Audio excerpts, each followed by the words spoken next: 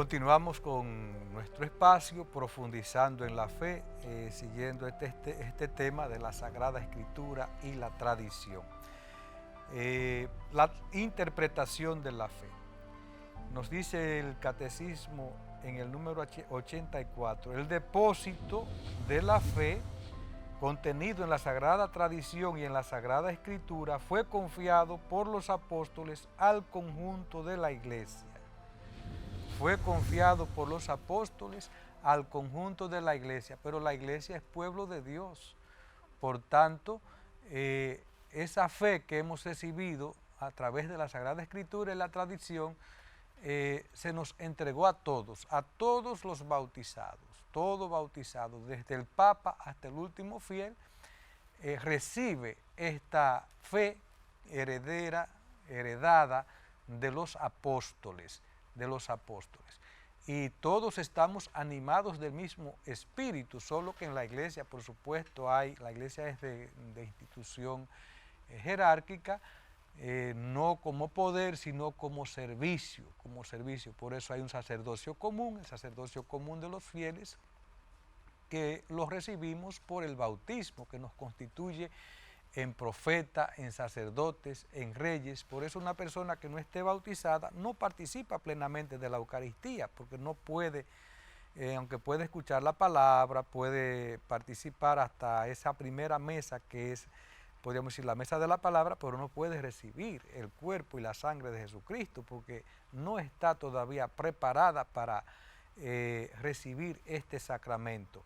Solo después del bautismo, entonces sí, ya tiene la puerta abierta para recibir los demás sacramentos, entre ellos la misma Eucaristía, y participan de la mesa los hijos. La Eucaristía es, podríamos decir, el sacramento sacerdotal, porque es el sacerdocio común de los fieles y el sacerdocio ministerial, los que en conjunto, unidos por la misma fe, ofrecen a Dios Padre, a Jesucristo, que es, podríamos decir, el pan de vida, que es víctima, que es sacrificio, que se ofrece agradable al Padre. Pero también está la iglesia jerárquica, el Papa y los obispos, a quienes se le encomendó la tarea de anunciar la palabra, de santificar al pueblo de Dios, de regir a ese pueblo de Dios por institución divina y con el auxilio, la gracia del Espíritu Santo. Hemos dicho que esta fe ha sido entregada a toda la iglesia, pero aquí el magisterio de la iglesia tiene un papel fundamental en la interpretación de la fe. Nos dice entonces el Catecismo en el número 85, el oficio de interpretar auténticamente la palabra de Dios, oral o escrita, ha sido encomendado solo al magisterio vivo de la iglesia, el cual lo ejercita en nombre de Jesucristo, es decir, a los obispos en comunión con el sucesor de Pedro, el obispo de Roma. El oficio entonces de interpretar auténticamente la fe que nos llega a través de la Sagrada Escritura y la tradición, le ha sido confiado a los obispos unidos al sumo pontífice, unidos al Papa o al obispo de Roma. Son los distintos nombres con los cuales nos referimos al Santo Padre, en este caso, actualmente, nuestro Papa Francisco, ¿verdad?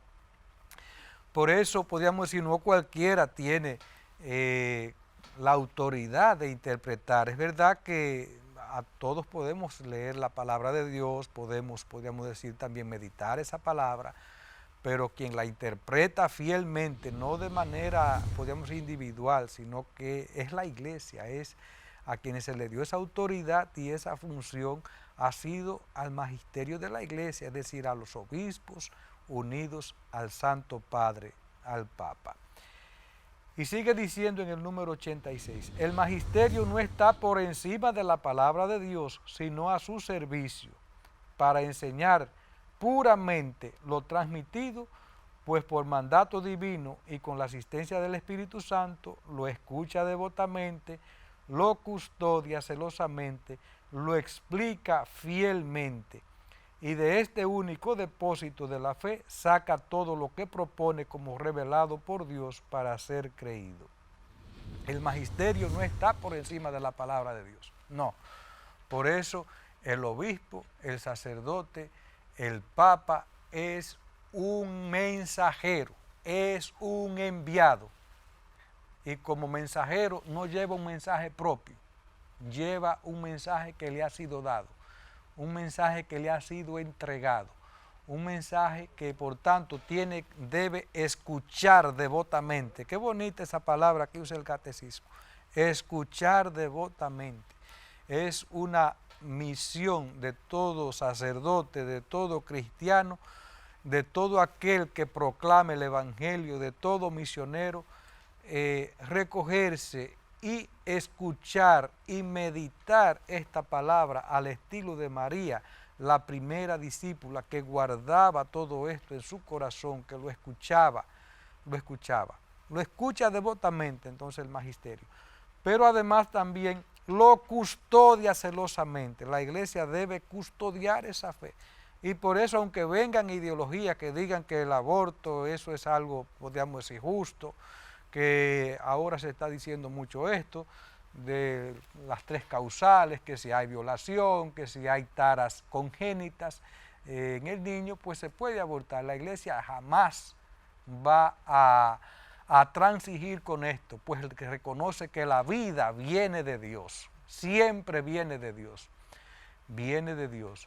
Y a Juan Bautista, que ahorita nosotros recordábamos en el Evangelio, es el gran testimonio de esto. Ya al encuentro con Jesús en el vientre de su madre, Juan da un salto. Juan percibe la presencia del Señor. La vida en todas sus manifestaciones viene de Dios. La iglesia entonces custodia celosamente los valores del Evangelio. Los custodia porque siempre van a venir ideologías, van a venir ideas, van a venir filosofías que van a tratar de minar, ¿no? La iglesia mantiene su principio y esto es lo que hace grande también nuestra iglesia, que no es bandera de cualquier viento, no, mantiene y muchas veces derramando su sangre y sufriendo persecución y sufriendo calumnias, injurias, mantiene viva la fe. Lo custodia celosamente, primeramente lo escucha devotamente, ese mensaje recibido, lo custodia celosamente y lo explica fielmente, es decir, sin error, porque tiene la asistencia del Espíritu Santo que la guía, que le ayuda a comprender, que la conduce, que la anima. Y sigue diciendo en el número 87, los fieles, recordando la palabra de Cristo a sus apóstoles, el que a ustedes escucha, a mí me escucha. Reciben con docilidad las enseñanzas y directrices de sus pastores, les dan de diferentes formas. El fiel que tiene, podríamos decir, el Espíritu de Dios, sabe distinguir lo que es justo, lo que es santo. Por eso dice Jesús, mis ovejas escuchan mi voz. Escuchan mi voz. Y cuando habla un sacerdote que ha sido configurado con Jesucristo, por tanto, cuando el sacerdote habla, no está hablando él, está hablando Jesucristo, porque es el mismo evangelio, es su mismo espíritu el que nos anima.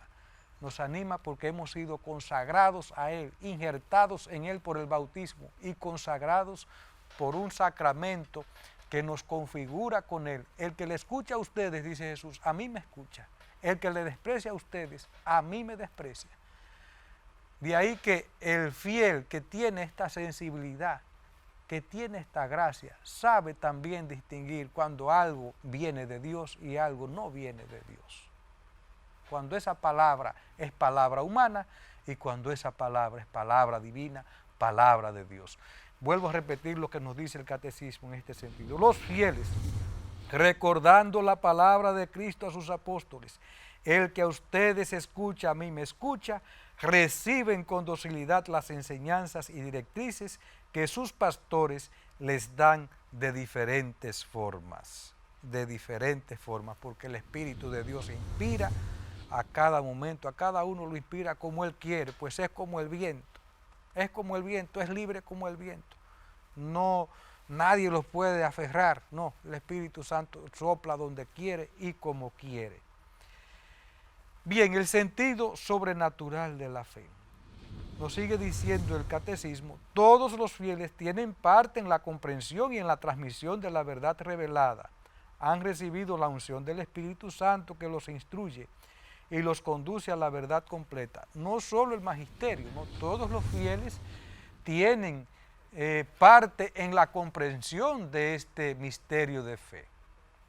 Tienen parte en la comprensión. Por eso también, cuando la Iglesia va a definir un dogma, naturalmente, podríamos decir, dirige su mirada a la Sagrada Escritura, a la tradición, a la liturgia, a los santos padres, pero también toma en cuenta lo que se conoce como el sensum fidelium, es decir, esa fe del pueblo. Cuando el Papa proclama el dogma de la Inmaculada Concepción, hace tiempo que ya el pueblo veneraba a María como la Inmaculada, como la llena de gracia, como la toda santa. La toda santa, por tanto hay una comunión espiritual entre la jerarquía y los fieles que también son portadores del Espíritu, para también escuchar esta palabra, para también transmitirla. Y por eso cada padre de familia, cada catequista se convierte también en un transmisor de esta misma fe que ha recibido, que todos hemos recibido en la Iglesia, y que también hemos recibido esta consagración para anunciarla, para darla a conocer, para irradiarla, sabiendo que es un tesoro inagotable, que no se agota porque yo lo dé, sino que se hace más grande. Como dice Juan Pablo II, la fe se fortalece dándola, entregándola. Hemos llegado al final de este programa. Solamente nos resta pedir al Señor que nos siga bendiciendo cada hogar, y que este año nuevo venga lleno de mucha paz, de mucho amor, que seamos solidarios unos con otros, que vivamos en esta unidad de fe, de oración, de caridad. Que el Señor les bendiga a cada uno de ustedes.